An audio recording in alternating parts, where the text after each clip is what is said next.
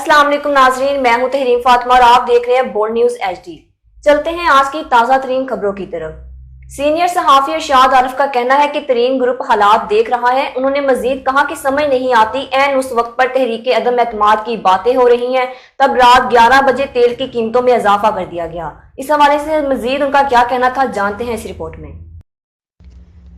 जी हाँ, सीनियर सहाफ़ी इरशाद आरिफ का कहना है कि तरीन ग्रुप हालात देख रहा है। उन्होंने मजीद कहा कि समझ नहीं आती ऐन उस वक्त पर तहरीके अदम एतमाद की बातें हो रही हैं, तब रात 11 बजे तेल की कीमत में इजाफा कर दिया गया।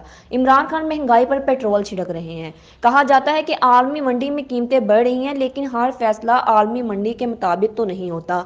अवाम की हालत को भी मद्देनजर रखा जाता है। तेल की कीमत में 12 रुपये फी लीटर इजाफा कोई दानिशमंदाना फैसला नहीं है। इसका मतलब है कि उनका अवाम की नब्ज पर कोई हाथ नहीं। अगर महंगाई का तूफान बढ़ता चला जाता है तो फिर हुकूमत कैसे बर्दाश्त करेगी। आरिफ साहब ने मजीद कहा कि जहांगीर तरीन ग्रुप देख रहा है कि मुल्क के फैसले साजों का क्या रवैया है।